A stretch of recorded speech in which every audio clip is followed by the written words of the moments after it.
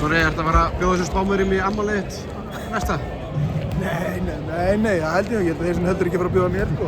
En nei, þetta leikur mig ekki þar, sko, þegar ég var ósáttur á næstlökin. Alveg passjón í þessu? Já, ég vildi vinna, ég skal alveg viðurkenna það og þetta svona, haldi aftur á mig svona með alls konar hluti, en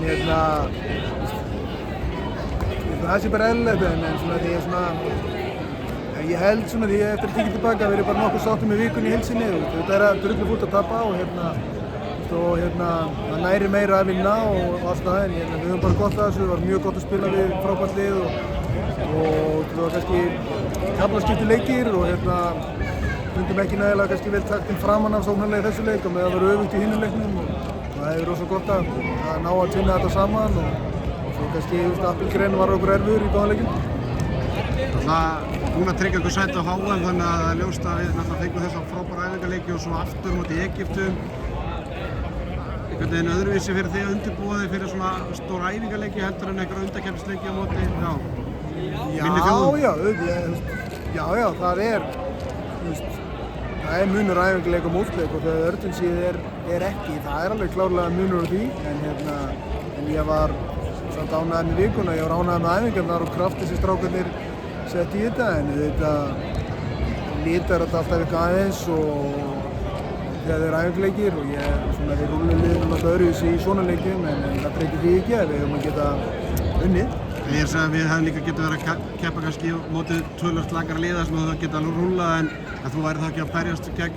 liðum á sama kaliberi? Já, ég set þetta að síða bara í heimsklassa flokk og þetta eru liðin sem við viljum vera að máta okkur við og ef við sem að berjast medaljur í framtíðinni þá þurfum við að vera betri enn liðan sem síðar og þess vegna er kannski svekkjandi að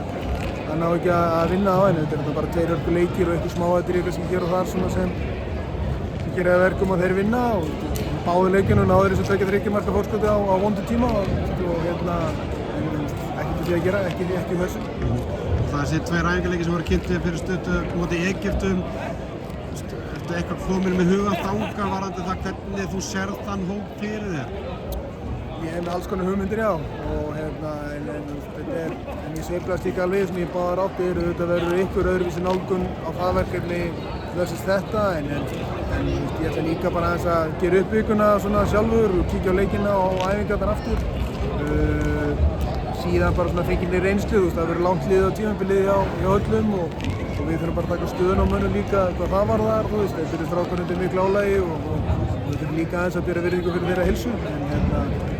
þetta ekki á rétt og vilja hann bara örugglega flestir koma en við komum örugglega til að nálgast þetta eitthvað aðeins öðruvísi. Viltu ekki staðfesta það? Nei,